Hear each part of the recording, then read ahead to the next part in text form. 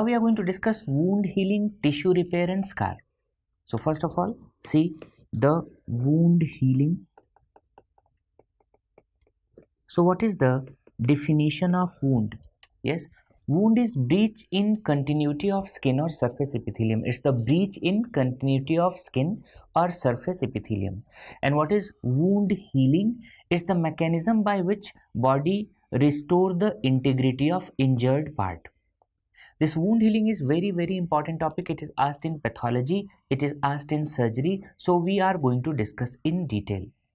Generally, this wound healing is having three phases. First is inflammatory phase, second is proliferative phase, and third is remodeling phase. So see the phases. This is the inflammatory phase. So first is inflammatory phase, second is proliferative phase, and third is remodeling phase. Now see what happens in inflammatory phase. It begins just after wounding or just after injury, and it is going to last for 2 to 3 days. Now what is the problem? Whenever there is wounding or injury, there is bleeding, and if there is bleeding, what happens in the vessels? There is vasoconstriction and there is thrombus formation. So because of this vasoconstriction or thrombus formation, what happens in inflammatory phase? There is hemostasis, and because of this hemostasis, there is formation of blood clot. So what happens here? There is vasoconstriction and thrombus formation. Clear? After that, there is formation of scab. So can you see scab? And in inflammatory phase, there is scab formation. Simultaneously, here you can notice that there is recruitment of which cells? There is recruitment of fibroblast and macrophages. Clear? So see the important points related to inflammatory phase. It is going to last for 2 to 3 days. Clear? And in this, there is activation. After thrombus formation, there is inflammation, and because of this inflammation, there is recruitment of which two cells? Fibroblast and macrophages. So scab formation and recruitment of fibroblast and macrophages. Clear? Now see what happens in proliferative phase. So in proliferative phase, there should be proliferation of what? Fibroblast. So here you can see that there is fibroblast proliferation, and because of this fibroblast proliferation, there is deposition of collagen, glycosaminoglycans and proteoglycans. Simultaneously, if you notice here that there is angiogenesis also, so formation of new capillary loops. And if you compare the size of wound from inflammatory phase, can you see the size here and see the size here? What happens? There is wound contraction also. So these are the changes which are occurring in the proliferative phase. So see, there is, here you can see fibroblast proliferation in proliferative phase, and because of this fibroblast proliferation, there is production of what? Collagen, glycosaminoglycans and proteoglycans. And what else? Formation of new capillary loops, that's known as angiogenesis. So in proliferative phase, there is angiogenesis also. What is the problem? That here the collagen is deposited in the random fashion. And which type of collagen is deposited? Type 3. So because of deposition of type 3 collagen in the random fashion, there is one advantage also. What? There is increased tensile strength of the wound. So after angiogenesis, there is increased tensile strength. And why there is increased tensile strength? Because of type 3 collagen. Type 3 collagen. So apart from increase in tensile strength of wound, there is wound contraction. So we saw that the size of wound decreased in the proliferative phase. Now what happens in remodeling? There is remodeling. So initially there was deposition of type 3 collagen. Now type 1 collagen starts replacing type 3 collagen till the ratio of 4:1 is achieved. So in remodeling phase, what happens? There is remodeling. So type 1 collagen it's going to replace type 3. So type 1 collagen replaces type 3 till the ratio of 4:1 is achieved. So the ratio of type 1 and type 3 collagen is 4:1. Because of this, what happens? Finally, if you see the size again, what happens? There is decreased size, means in this case there is wound contraction. In this case there is decreased vascularity also, and there is increased wound strength. So because of this remodeling, there is realignment of collagen fibers. So there is wound contraction and there is decreased vascularity. So these are the important points related to the 3 phases. Now 3 one-liner questions are asked frequently related to the wound healing. So the first question, that what is the cause of increase in tensile strength of the wound? And the cause is, it's the maturation of collagen. So maturation of collagen is responsible for increased tensile strength. Second, maximum wound strength is achieved after how many weeks or how many months of the injury? So the maximum wound strength is achieved at 12th week or 3rd month post injury. At 12th week or 3rd month post injury. Now, what is the maximum wound strength achieved? Okay, so it's not 100%, obviously, it's 80% of uninjured skin strength. So the maximum wound strength achieved is approximately 80% of uninjured skin strength. So these are 3 one-liner questions asked frequently. Now see the list of factors which affect the wound healing. There are 2 types of factors. One is local factors and second is systemic factors. So see, factors affecting wound healing. Local factors and systemic factors.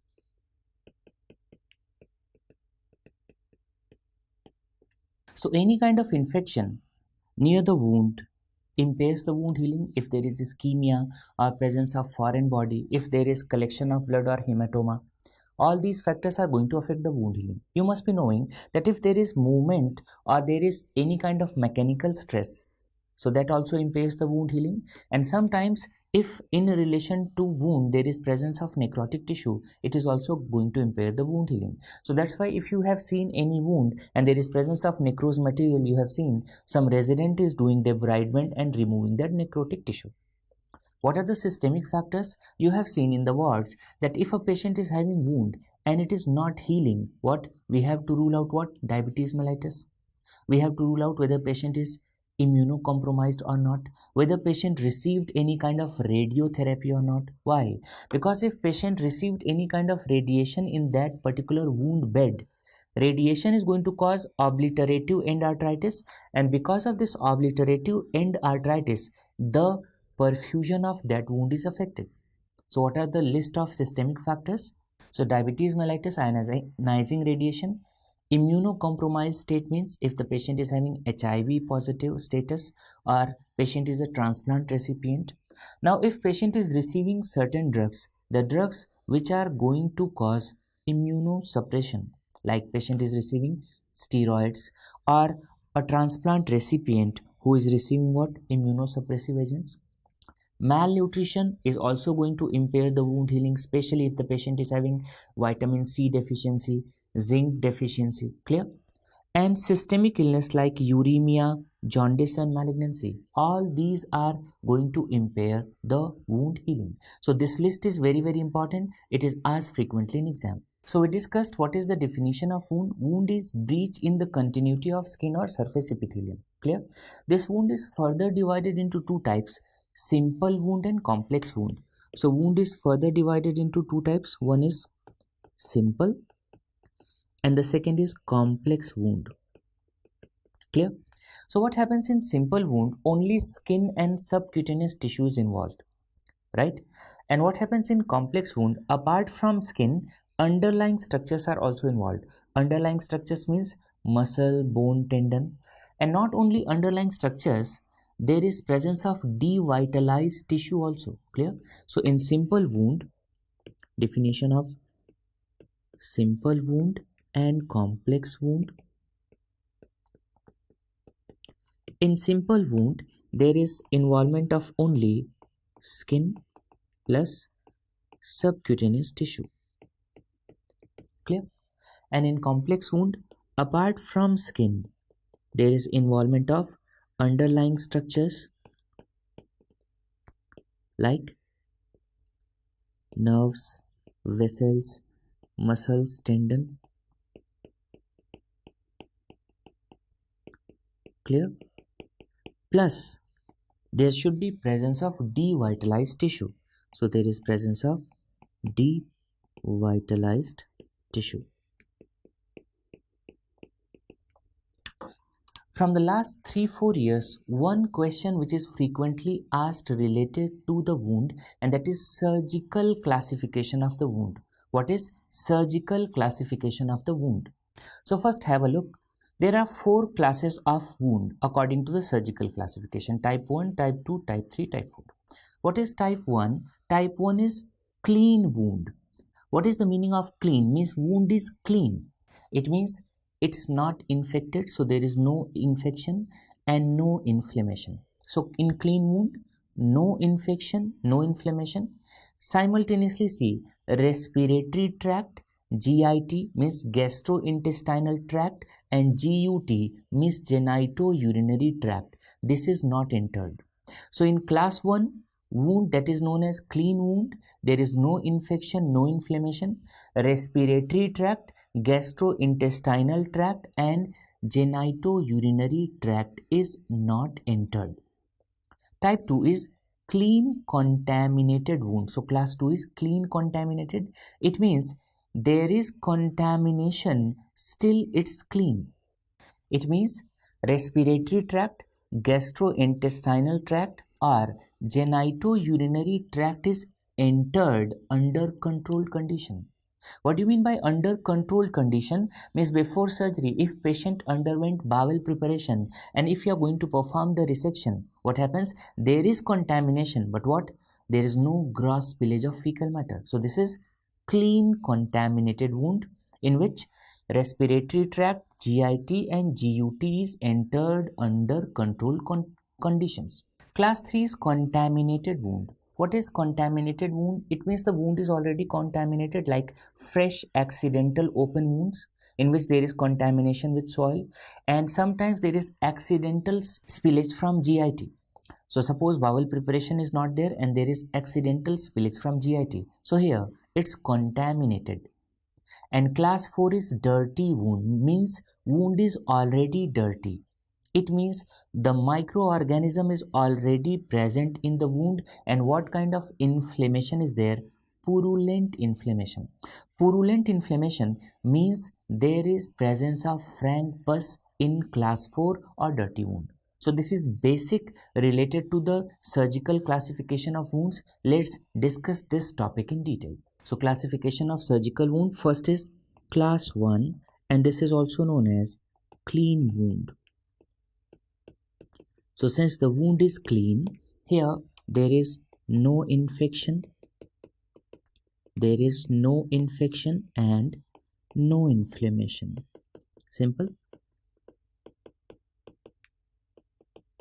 Clear? And in this case, GIT, GUT and respiratory tract.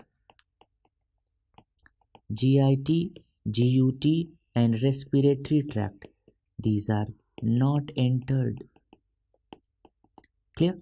So whenever we perform surgery, generally cases we are going to close the wound primarily. So these wounds are generally closed primarily.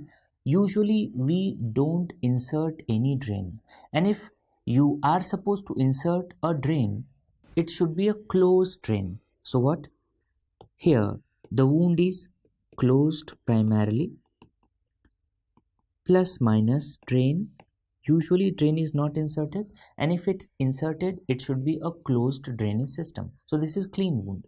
Now see the most important aspect. They will give you the examples and they will ask you, this wound is or this wound falls under which category? So see the examples of clean wound. So inguinal hernia surgery, mastectomy, thyroidectomy, if you go for joint replacement, or abdominal aortic aneurysm repair. Clear? So all these surgeries are included in the clean wound. Now class 2, and the class 2 is clean contaminated. So clean contaminated wound. Clear? So it's very easy to remember. There is contamination, still wound is clean. So respiratory tract, GIT and GUT is entered under controlled condition. So here respiratory tract, GIT and genitourinary tract, it is entered under controlled condition.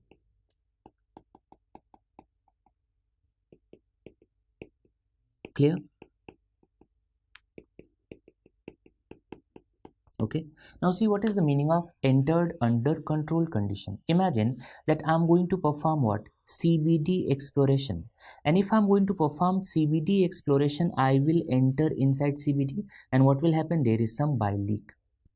Elective GI resection or elective gastrointestinal surgery, in which suppose we have to perform the elective colonic resection or gastrectomy. So in these cases also I'm entering into GIT, but since bowel preparation has been done, and that's why what happens, we are going to enter the GIT, but it is under controlled condition. So what kind of wound is this?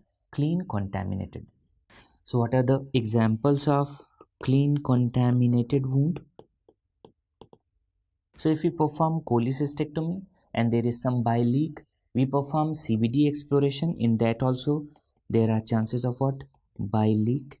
And in elective GI surgery, especially when we go for GI resection, since bowel preparation has been done, clear?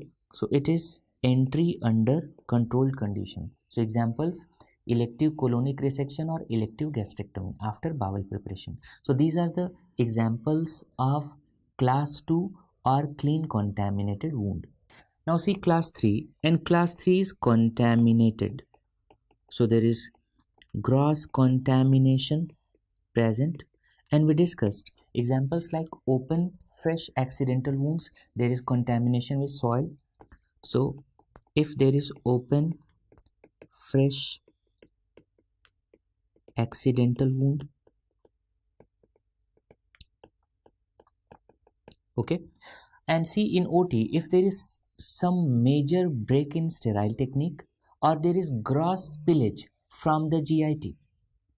How gross spillage is going to occur? Suppose a patient is having intestinal obstruction and we are performing surgery, and you created iatrogenic perforation, and because of this iatrogenic perforation, what happens? There is gross spillage. So it also includes major break in sterile technique,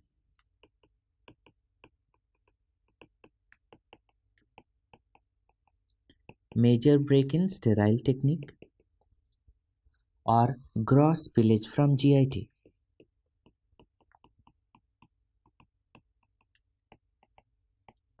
Clear? Because of iatrogenic perforation. So what you have noticed here, that here there is acute inflammation, but frank pus is not there. So what kind of inflammation is seen in cases of contaminated wound? Here we can see, or we can find, acute non-purulent inflammation. Again, lots of questions are asked related to examples. So see the examples of class 3 or contaminated wound. So if there is appendicular or gastric perforation, clear, what happens? There is gross spillage from gastric perforation. And if patient is having intestinal obstruction and there is iatrogenic perforation, or we are going to perform the enterotomy, then also there is gross spillage. And in cases of human bite and open fracture, right, these are the examples of class 3 or contaminated wound.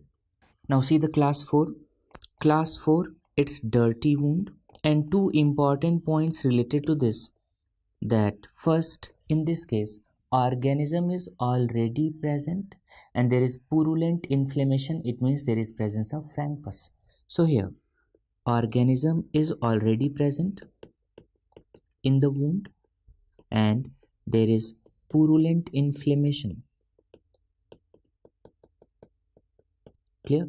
It means there is presence of frank pus in the wound. Now in these cases, suppose a patient is having old traumatic wound and there is already devitalized tissue, means necrosed tissue. So if there is old traumatic wound with devitalized tissue, or sometimes there is accidental or gross contamination. Suppose there is perforation peritonitis and after perforation peritonitis there is gross contamination. So these are included here. So in dirty wound, if a patient is having old traumatic wound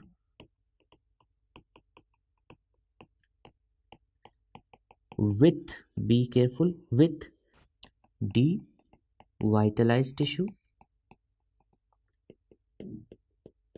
okay, and you can see since organism is present, so there is evidence of clinical infection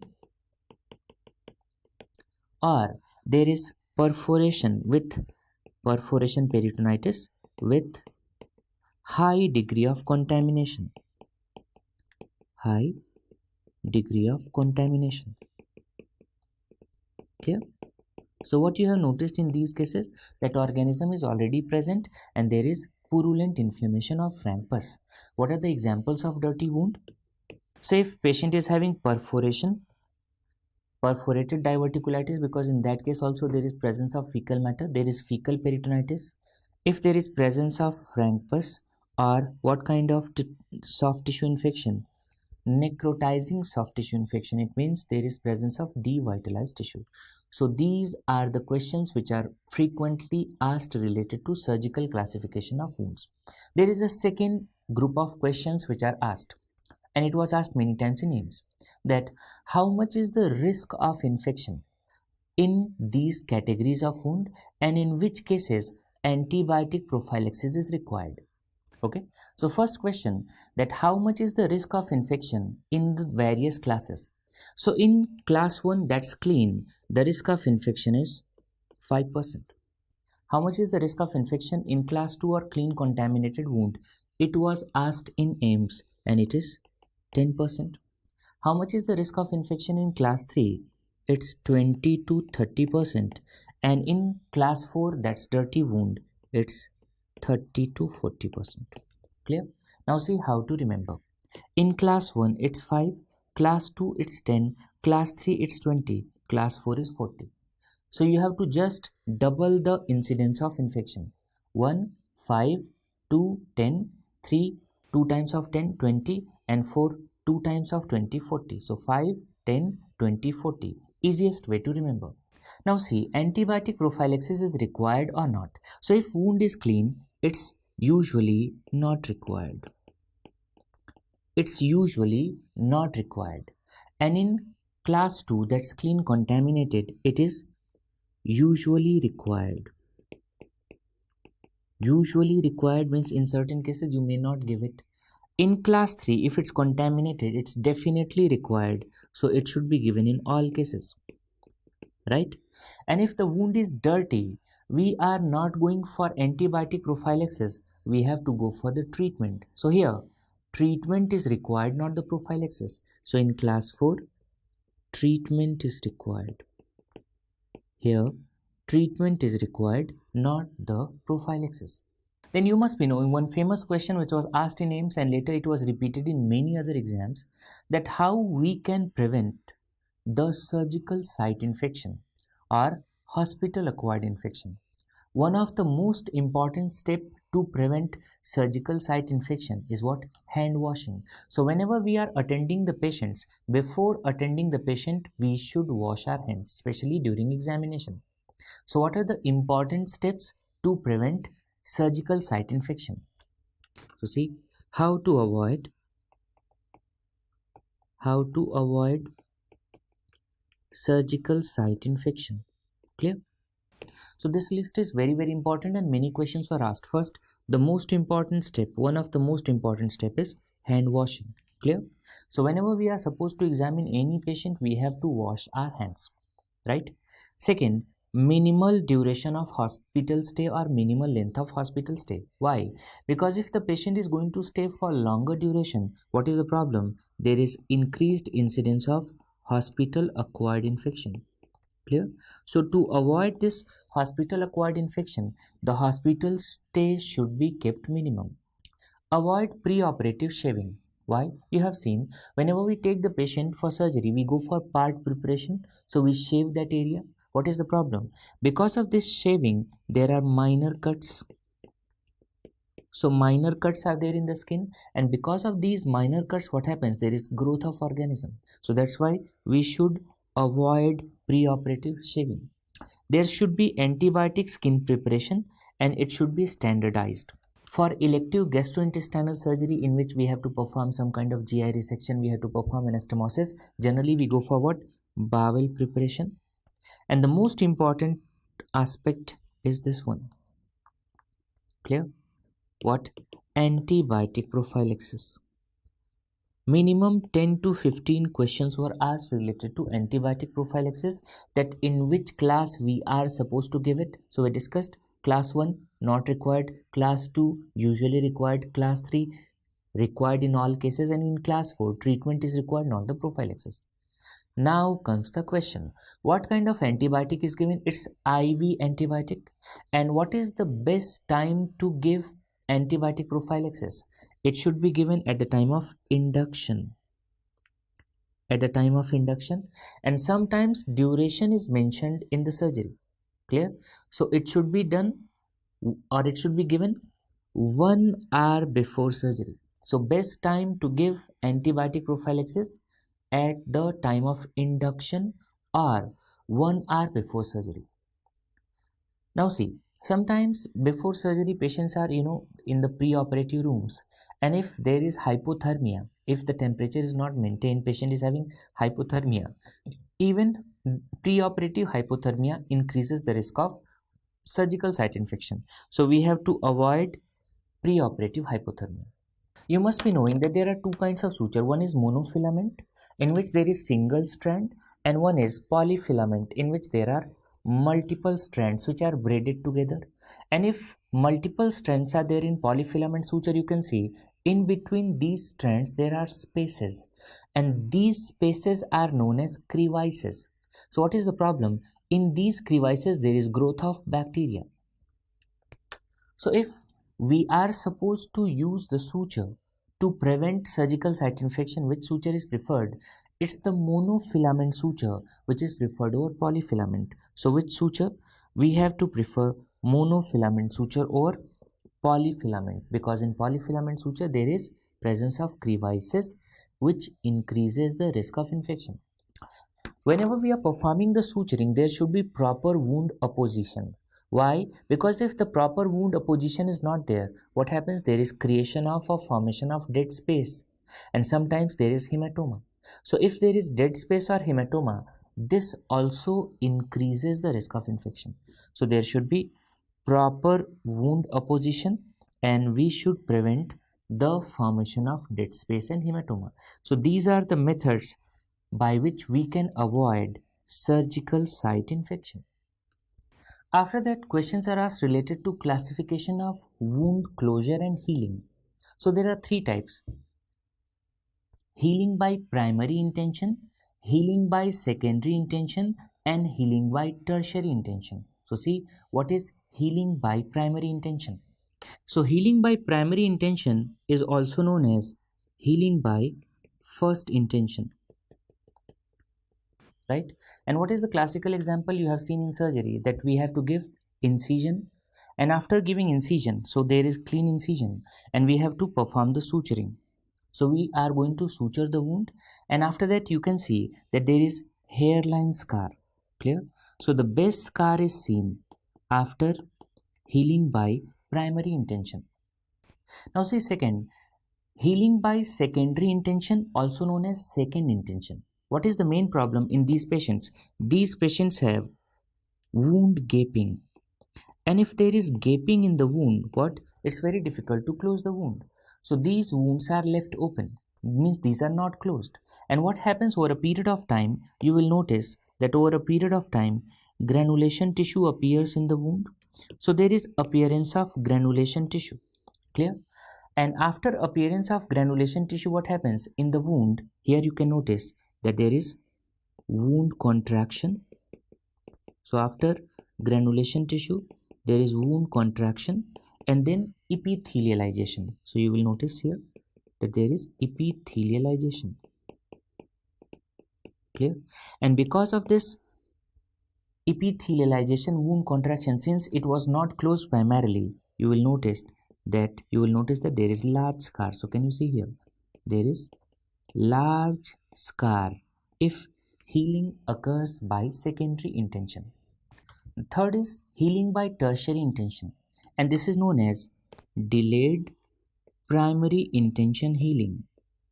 Okay, delayed primary intention healing. So you got my point. Generally we are going to follow the steps of primary intention, but it is delayed. What is the meaning? See, this is the wound. Clear?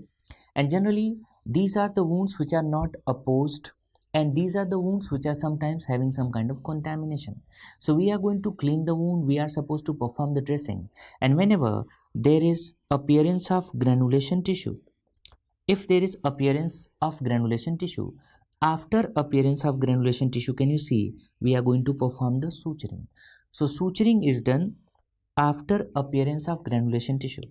So what kind of suturing is done? There is late suturing. So if we perform the late suturing, obviously the scar is not hairline scar like primary intention healing. But what is the good thing? That here the scar is somewhat better than healing by secondary intention. Clear? So here there is late suturing with wide scar, but this scar is better than the scar which is seen in healing by secondary intention. So these three are also asked in exam frequently. After that, there is a definition which is frequently asked. This is one line question, that what is the definition of chronic wound? Clear? So any wound that does not heal within 3 months. Duration 3 months. So any wound that does not heal within, this is the question, within 3 months. Clear? Now see, why there is delay in healing. We discussed that in wound healing there are 3 phases. One is inflammatory, second was proliferative, and third was remodeling. So the delay can occur in any phase, inflammatory, proliferative or remodeling, but mainly the delay is in which phase? It is most frequently seen in inflammatory phase. So in chronic wounds, you will notice that there is delay mainly in which phase? Inflammatory phase. Clear? And you have seen patients who are having chronic wounds, especially in the surgery. Which patients? The patient who are having quadriplegia or paraplegia, the patients who are confined to wheelchair or confined to the bed. So these patients have increased risk of formation of pressure sore or pressure ulcer. What are the sites? Ischium, sacrum, greater trochanter. So the example of chronic wound, it's the pressure ulcer or pressure sore. Clear?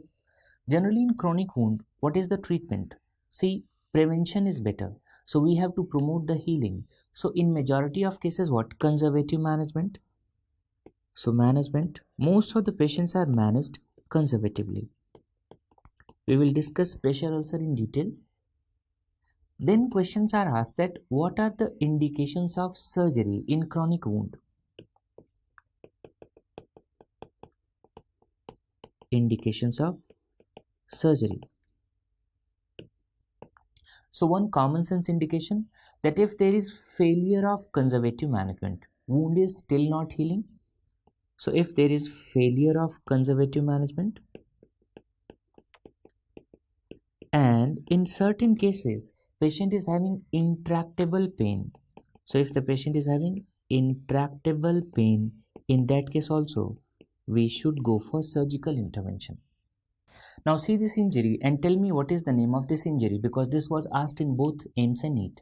What you can see here, you can see that skin, apart from skin you can see subcutaneous fat. So here the skin and subcutaneous fat, it is stripped off from underlying fascia. Why? Because of avulsion.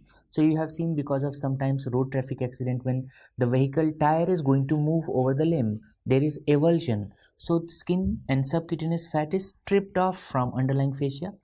And if it is stripped off, what are the structures which are exposed? Here you can see that there is exposed bone. Here you can see that there is exposed neurovascular structures, exposed muscles, tendons. Clear?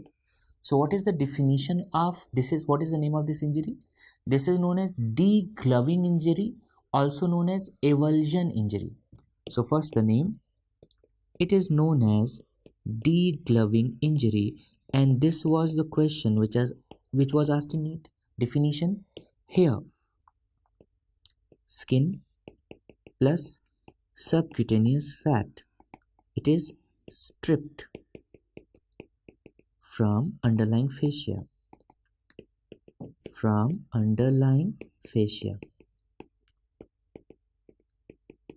Clear? So what are the structures which are exposed? So in these patients you will find exposed neurovascular structures, exposed bone, exposed muscle and or tendon. So these structures are exposed. Another topic which is asked both in surgery as well as in orthopedics, and it is one of the favorite topic of AIIMS people because it is being asked from last 3-4 years continuously. And what's that? Compartment syndrome. Now see, generally this compartment syndrome is commonly seen in upper limb injuries or lower limb injuries. So it is seen in lower limb injuries. Open or closed lower limb injuries, closed. What is the problem? So whenever there is closed lower limb injury, what is the problem? In one of the muscle compartment, because of edema, because of hematoma, there is increased pressure. So whenever there is increased pressure in the compartment, and this pressure is more than 30 mmHg, because if the pressure is more than 30 mmHg, it is more than capillary occlusive pressure, and if the pressure is more than 30, perfusion stops.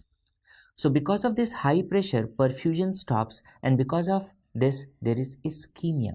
So what is the problem in compartment syndrome? There is ischemia in one particular compartment. Clear? And we discussed that anywhere in the body at any point of time, if there is ischemia, what is the most common manifestation? There is pain. So these patients are having severe pain, and if we are going to stretch the muscle of affected compartment, what happens? There is pain on passive stretching. There are sensory disturbances also. There are certain patients of compartment syndrome in which at the time of presentation the distal pulses are palpable. So see, presence of distal pulses cannot rule out compartment syndrome. Why? Because distal pulses are palpable in early stage. Absence of distal pulses are the late sign. So we are going to discuss in detail this compartment syndrome. Compartment syndrome, so we discussed, it is generally seen in or more common in closed lower limb injuries, and the pressure in compartment should be more than 30 mmHg, and because of that perfusion stops and patient is having ischemia. And because of the ischemia, what are the clinical features?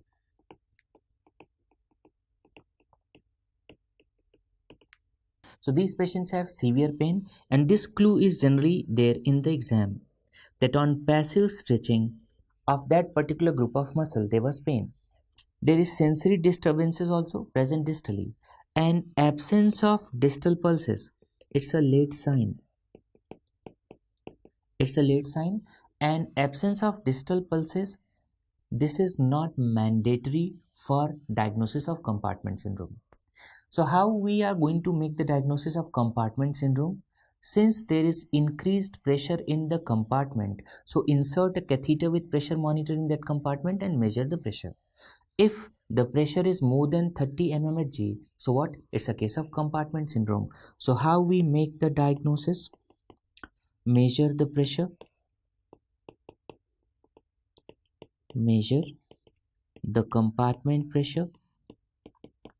Clear? And how we measure? We insert a catheter with pressure monitor, and whenever the pressure is more than 30 mmHg, you have to remember this value because this value is asked.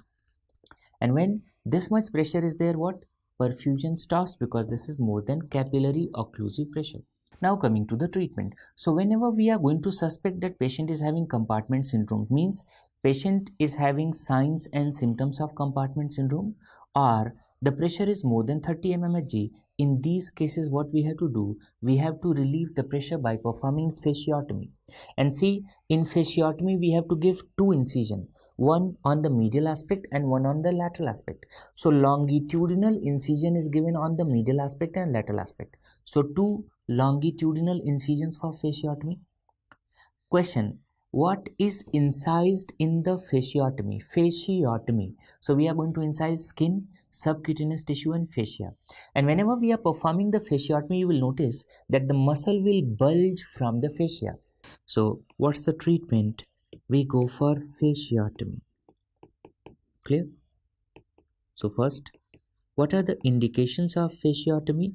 If the patient is having signs and symptoms of compartment syndrome, or the compartment pressure is more than 30 mmHg. What are the structures which are incised? So the structures incised, you can see, we are going to incise skin, after that subcutaneous tissue or fat, and after that what? Fascia. Clear? How many incisions? We have to give two longitudinal incisions to release the pressure, and one over medial side and one over lateral side. Lots of people are doing this mistake when they are going to treat the compartment syndrome, that they give the incision only on one side. This is not very effective. So incision should be given on both sides. And see, the moment you are going to incise the fascia, what happens? After incision of fascia, you can see there is muscle bulging. So you can see muscle bulging from the fascia. Now see, in this bedridden patient, there is presence of ulcer over the sacrum. Can you see? There is presence of ulcer over the sacrum in this bedridden patient. And what is the name of this ulcer? This is known as pressure ulcer or pressure sore. So what is the name of this condition? This is pressure ulcer. Other name of this condition is pressure sore. Okay. So what is the problem here?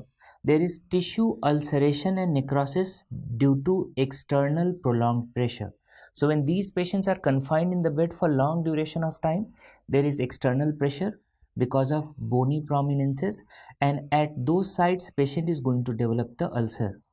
What are the other names of pressure sore or pressure ulcer? So it is also known as bed sore, also known as decubitus ulcer, trophic ulcer or penetrating ulcer.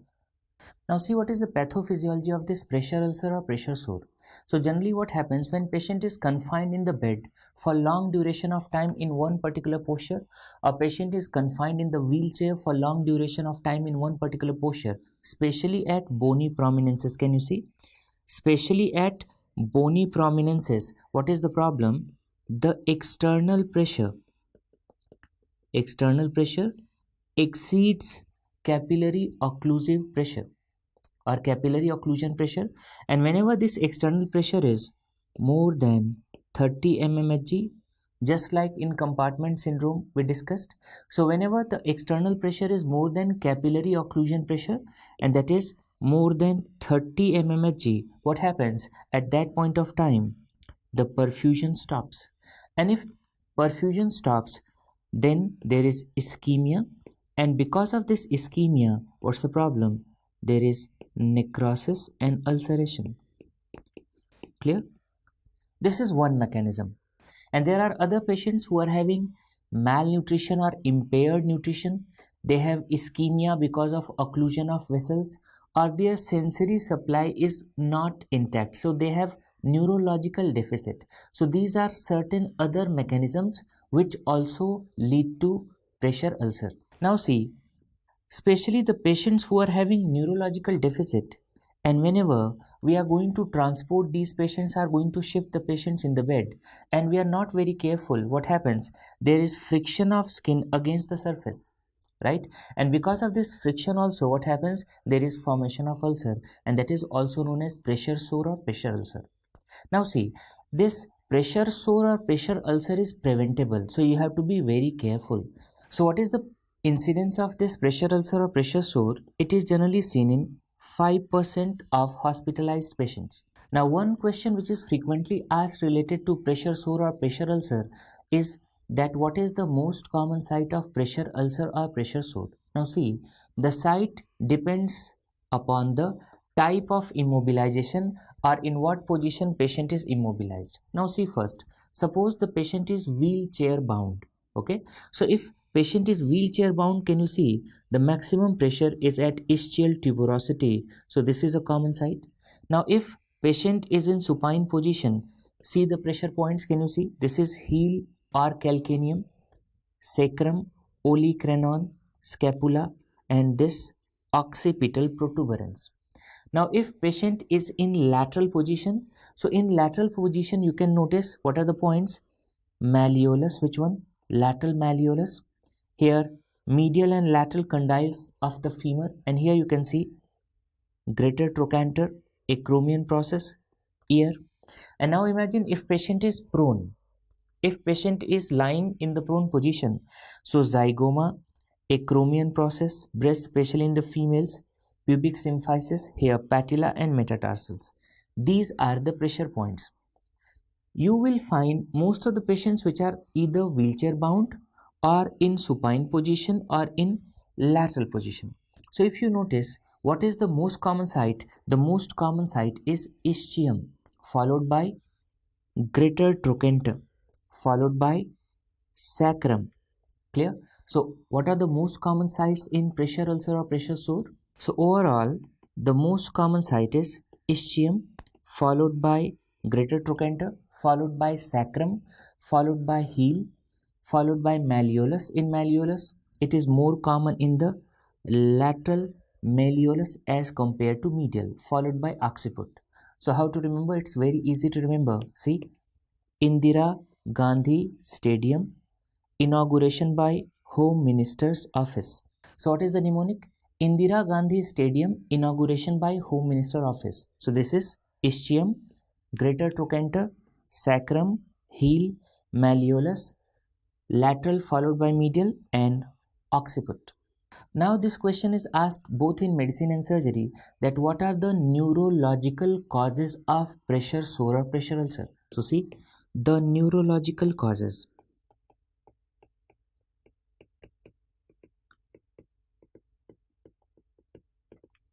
So the neurological causes of pressure ulcer include syringomyelia, you have seen spina bifida, or the patient who is having spinal cord injury, patients in whom there is neurological deficit because of peripheral neuritis, or sometimes there is peripheral nerve injury. You will also find trophic ulcers in the patients of leprosy, diabetic neuropathy, patients who are having paraplegia or tapes dorsalis. Clear? So this is the list, which is very, very important. This list is frequently asked. So how to remember? The mnemonic is special DPT. What is the mnemonic? Special DPT. Okay. So syringomyelia, spina bifida, spinal injury, peripheral injuries, neuritis or peripheral nerve injury, leprosy, diabetic neuropathy, paraplegia, tapes dorsalis. Now if you see this ulcer carefully, and in advanced cases, you will notice that these patients have painless punched out ulcer. What kind of ulcer? Can you see? There is painless punched out ulcer. Okay. And if the patient is having advanced ulcer, right? So generally, in majority of cases, the base is formed by bone. Clear? So see, so these patients have painless punched out ulcer and the base is formed by bone. One question which is frequently asked from the last 3-4 years continuously and that is staging of pressure sore or pressure ulcer. Now see, it's very easy to remember the staging of pressure sore or pressure ulcer because it is very similar to burns. So you remember burn? What is the first degree burn? That is also known as epidermal burn, in which there is only erythema, no blisters. So in first degree burn, there is only involvement of epidermis, but there is no blisters. Second degree burn is also known as partial thickness burn, and in second degree burn, there is epidermis plus involvement of dermis. What happens in third degree burn? In third degree burn, there is involvement of subcutaneous fat, and in fourth degree burn, the structures which are underlying the skin like muscle, bone, brain, these are involved. So in fourth degree burn, here you can see there is involvement of muscle. So this is the burn classification. Now see the staging of pressure ulcer. Now see, in pressure ulcer, what happens? In stage 1, there is only erythema of skin. See, the skin is intact. What happens? There is only erythema of skin. What happens in stage 2? There is involvement of epidermis plus part of dermis. So there is involvement of epidermis plus part of dermis in stage 2. In stage 3, there is involvement of subcutaneous tissue. And in stage 4, there is involvement of underlying structures like muscle or bone. So can you correlate? Clear? So it is very easy for you to remember now both what burn classification and pressure ulcer or pressure sore, because it is almost comparable. Here you can see. Clear? Simple. Now another way to remember the staging of pressure ulcer. Stage 1 is known as early superficial ulcer. Stage 2 is known as late superficial ulcer. Stage 3 is known as early deep ulcer, and stage 4 is known as late deep ulcer. So we are going to discuss in detail with images. Have a look. So here in stage 1, you can see that there is only non-blanchable erythema. There is non-blanchable erythema. Clear? And the skin is intact. So what happens here? There is intact skin. Clear? This is known as early superficial ulcer. So the stage 1 is also known as early superficial ulcer because here there is only non-blanchable erythema. Skin is intact. Now in stage 2, what you can notice that there is loss of epidermis plus part of dermis. So what kind of skin loss is there? It's partial thickness skin loss. So here there is partial thickness skin loss, and in this case there is involvement of what? Epidermis, and apart from epidermis there is involvement of part of dermis. Clear? What is the other name of this stage 2? This is known as late superficial ulcer. So the other name is late superficial ulcer. Now here you can see in stage 3 there is involvement of what? Skin. So there is full thickness skin loss. Apart from that, here you can see that there is involvement of subcutaneous tissue also. So can you see this? This is the ulcer involving full thickness of skin, means epidermis, dermis. Along with that, subcutaneous fat is also involved. Clear? So what you can see that there is granulation tissue in the base or beneath. So what have you can see here? You can see the granulation tissue. So generally this is known as early deep ulcer. This is early deep ulcer.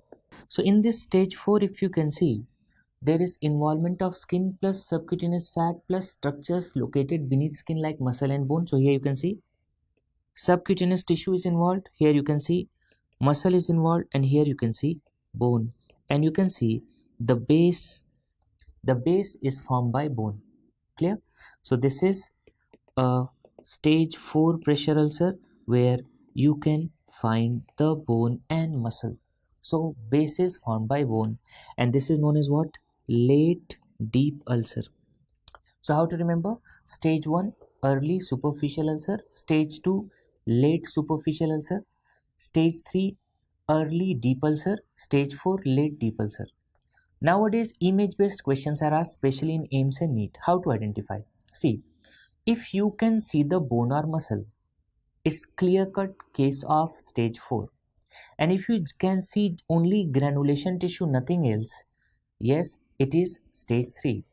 And if the skin is intact, it is stage 1. And if only there is partial thickness skin loss involving epidermis and part of dermis, then it is stage 2. Now see what's the management.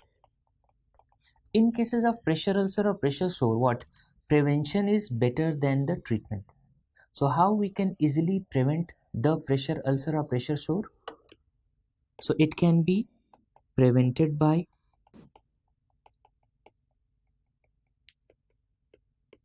good skincare. There should not be under hydration or over hydration. Especially we have to direct our paramedical staff that whenever we are shifting the patient, we have to lift the patient. We are not supposed to drag the patient. And we have to use special pressure dispersion cushions or foams. You have seen in the wards that patients who are confined to the bed for long duration of time, especially quadriplegic or paraplegic patient. So we are using air fluidized beds or use of low air loss beds. Means sometimes we have noticed that we are using water mattress also. And if urinary and fecal diversion is required, we should go for that. So these are the methods by which we can prevent the pressure ulcer or pressure sore. Now see what are the special instructions which are given to the patients as well as the relatives. If patient is bed bound,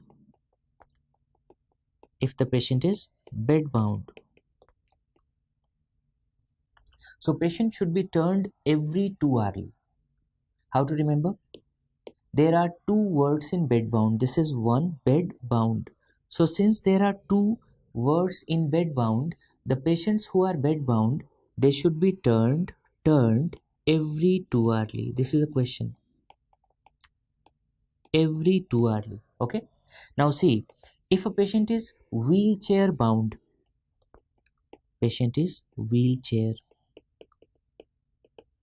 wheelchair bound. Now see how many letters are there in wheel? 5 letters. And how many letters in chair? 5. So total how many letters? There are 10 letters. It means this patient should lift off the seat. These patients should lift off their seat every 10 minutes for 10 seconds. So what? Every 10 minutes. The patient should lift off their seats for 10 seconds. Okay. So now you will not forget that in bed bound, since two words are there, so the patient should be turned every 2 hours. And if the patient is wheelchair bound, wheelchair, total 10 letters are there, so patient should lift off themselves from their seat every 10 minutes for 10 seconds. So this is how we can prevent. Now see, if there is no improvement after conservative management, in those cases we have to go for surgical intervention in patients of pressure sore. So surgical intervention.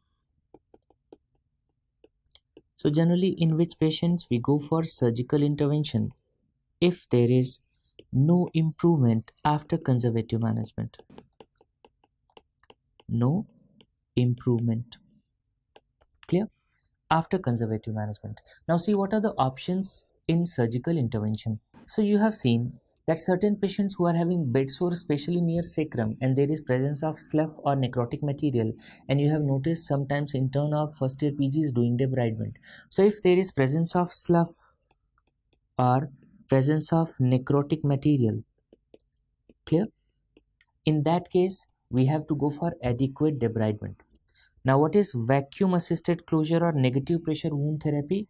It improves healing. We will discuss in detail because this is another important topic. So vacuum assisted closure or negative pressure wound therapy, it improves the healing of bed ulcer or bed sore. In certain cases, suppose there is a defect like in sacrum or at bony prominences.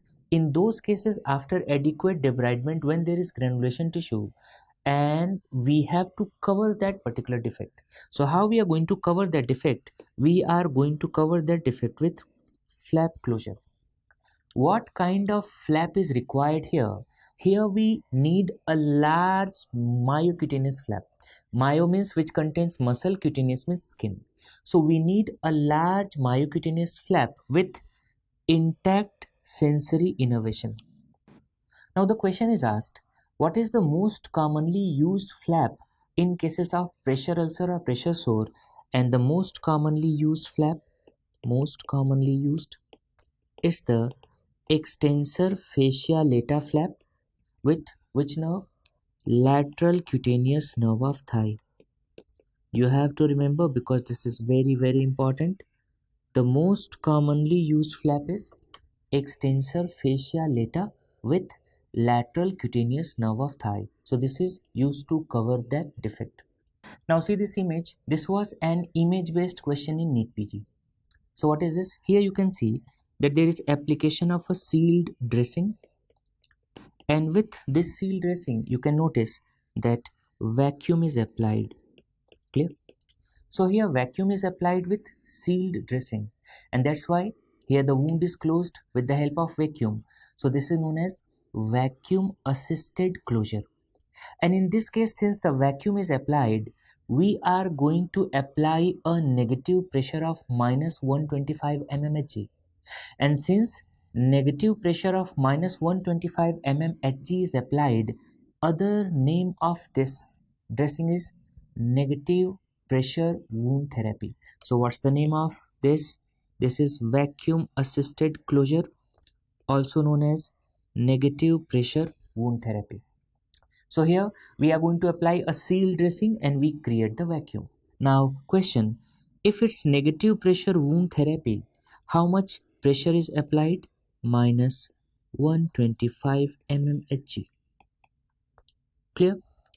Next, we apply this negative pressure continuously or intermittently. So both. We can apply it continuously also and intermittently also. Clear? You have to be careful. So we have to change the dressing 2 to 3 times every week.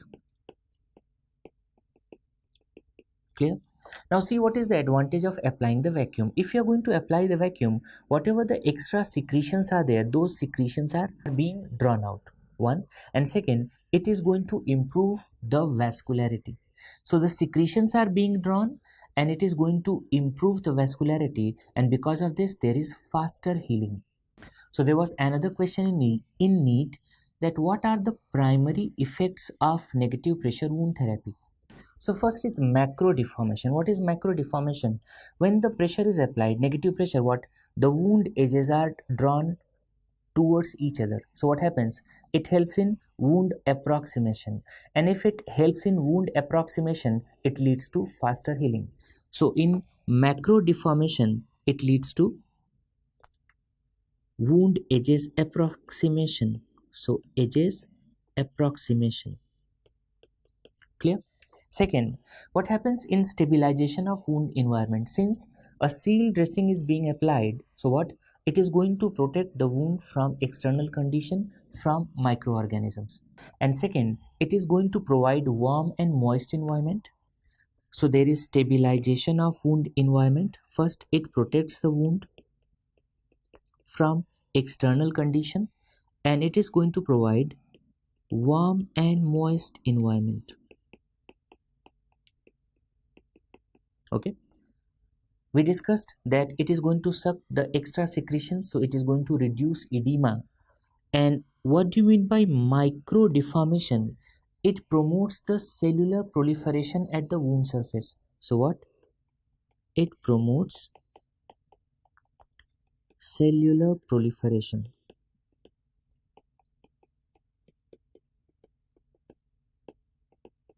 Clear? So the wounds which are chronic, means not healing and present there for more than 3 months, especially the pressure sores or pressure ulcer, this technique is very effective in the healing. But there are certain contraindications of negative pressure wound therapy. So what are the contraindications of negative pressure wound therapy?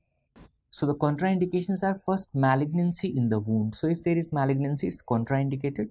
If patient is having untreated osteomyelitis, or there is non-enteric and undrained fistula, and if patient is having necrotic tissue with SCR, In these cases, it is contraindicated. And now how to remember? And the mnemonic is Munna. Clear? Munna Bhai MBBS. So Munna. Clear? So malignancy in wound, untreated osteomyelitis, non-enteric and undrained fistula, presence of necrotic tissue with SR. So these are the contraindications of negative pressure wound therapy. Now see the questions related to scar formation. Scar formation. So why there is formation of scar? So it is the maturation phase of wound healing which leads to formation of scar. So it is in which phase? In maturation phase.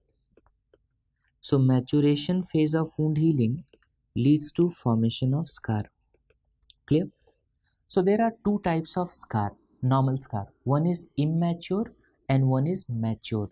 Now see these two images and tell me which one is immature and which one is mature. Now see this one. This is pink, hard, and you can see the level raised, and generally it's itchy. So this is pink, hard. Can you see the level? It is raised, and generally these kind of scars are itchy. Clear? And here you can see that it's not very clearly visible, but you can make out that there is scar here. This scar, if you see, it's paler, softer, and it's flat.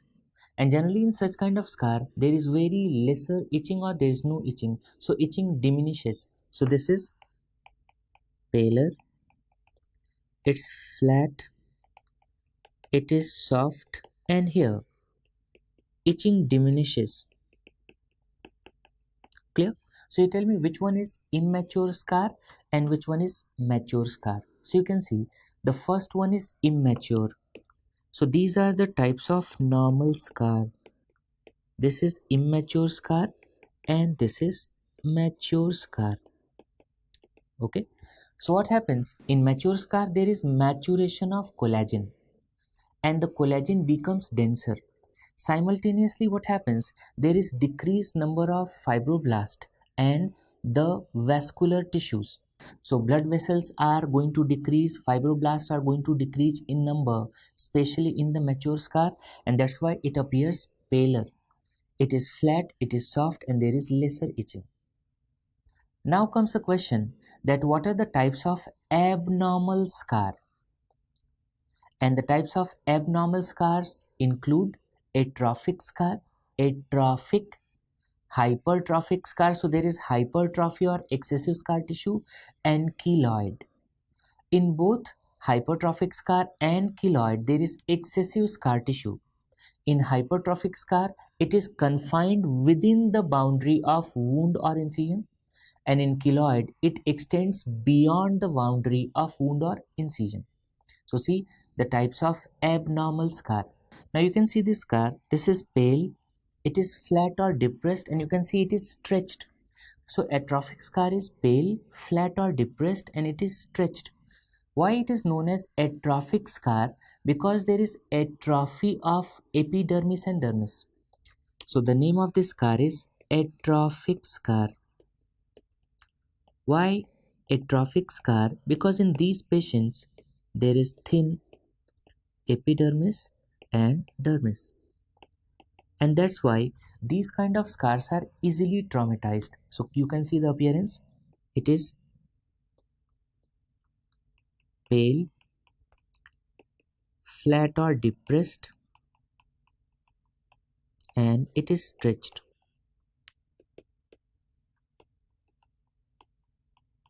Clear? So generally on which sides it is seen? Most commonly it is seen on back. So it is seen on back. You have seen certain patients who are having nodulocystic acne. After healing of that nodulocystic acne, can you see? You have noticed this kind of atrophic scar. So this is atrophic scar. What is the problem? Some surgeons or some cosmetic surgeons, what mistake they do? They are going to excise this scar and they are going to resuture the scar. But the problem, since there is thin epidermis and dermis, even you excise the scar and resuture it, what the results are not very satisfactory. Clear? So this is the problem with atrophic scar. Now see this scar. Can you see? Here you can see that there is excessive scar tissue, but it is confined to boundaries of wound or boundaries of incision. So what kind of scar is this? It is hypertrophic scar. So the name of this scar, it is hypertrophic scar. Clear? So here excessive scar tissue doesn't extend beyond the boundaries of wound or incision. So here there is excessive scar tissue, excessive scar, and it doesn't extend beyond the incision or wound. Clear? Now what is the problem? Why in certain patients you are going to see that there is hypertrophic scar? In these patients in wound healing, there is prolonged inflammatory phase. So one reason is there is prolonged inflammatory phase. And second, there is unfavorable scar siting. It means suppose you are giving incision against the tension lines or perpendicular to the tension lines. So what is the reason? It results from first prolonged inflammatory phase,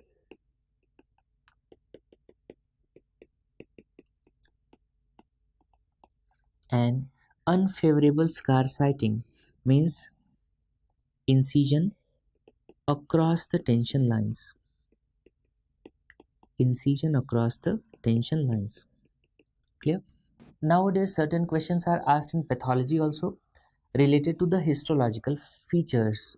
So if you see the histology, there is excess collagen. And what kind of collagen is seen? There is well organized type 3 collagen. And apart from well organized type 3 collagen, there is hypervascularity. So see the histological features. So on histology, first there is excess collagen. And what kind of excess collagen? It's type 3, and this is well organized. Okay, what happens in keloid? In keloid also there is excess collagen, but it is not arranged properly. It is arranged in random fashion, and there is hypervascularity. Clear? What is the good thing about hypertrophic scar? That it improves over a period of time. Now imagine if hypertrophic scar is going to persist, how we are going to manage the hypertrophic scar. So see, management of hypertrophic scar. Now see, if there is linear hypertrophic scar, in linear hypertrophic scar we go for pressure therapy. And what we do generally, we are going to apply silicon gel sheet. So there is silicon gel sheet application in linear hypertrophic scar. Now sometimes what happens, there is ongoing hypertrophy. If in the scar there is ongoing hypertrophy, then we are supposed to inject the steroid. Where exactly? Beneath the scar. So that is known as intralesional injection of steroids. And generally, which agent we are going to inject? Which one? Triamcinolone. Clear? So intralesional injection of triamcinolone. In certain patients, the scar is going to persist for more than 1 year. And if it is going to persist for more than 1 year, in that case we have to excise the scar, and after that we have to close it. So what is the treatment? Surgical excision with primary closure. Generally, hypertrophic scar improves spontaneously with time. Now tell me, what is the name of this condition? You can notice what? That there is excessive scar tissue and it extends beyond the boundaries of original incision or wound. So the name of this condition is keloid. So this is keloid. So this is characterized by excessive scar tissue and it extends beyond the boundaries of original wound or incision. Now see, what is the etiology? It is unknown, but it is associated with increased level of growth factors. So it has been seen that the patients who are having increased growth factors, in those patients it's common. Second, it is common in darkly pigmented races. So that's why you will notice that it is more common in blacks. And there is some genetic predisposition also. Now see the site. If you notice, it is generally seen in a triangular area. Clear? And what is that triangular area? If we are going to join these two shoulder tips with Ziphis sternum, so shoulder tips and Ziphis sternum, so this is the triangular region in which you are going to find the keloid. There are certain other areas also. So generally, what is the most common site? You can see here, the most common site is sternum. Clear? It is also seen in this supraclavicular region. It is also seen in face. Where exactly? In the ear. In ear, where exactly? Near ear lobule. So sternum, above clavicle. It is seen in upper extremity. It is seen in face, and in face where exactly? Generally in ear. Clear? So these are the common areas where you will find the keloids. Now see the histological features. What you see here in keloids. So we discussed in hypertrophic scar that there was excess collagen. Clear? And there was hypervascularity. What kind of excess collagen was there? Type 3, and it was well organized. Now see here, it is disorganized. What? Type 1 and type 3 collagen. So here it is disorganized type 1 and type 3 collagen. Simultaneously, there are thicker collagen bundles. Right? Now see the problem with keloids. The problem is that it rarely regresses with time. So it rarely regresses.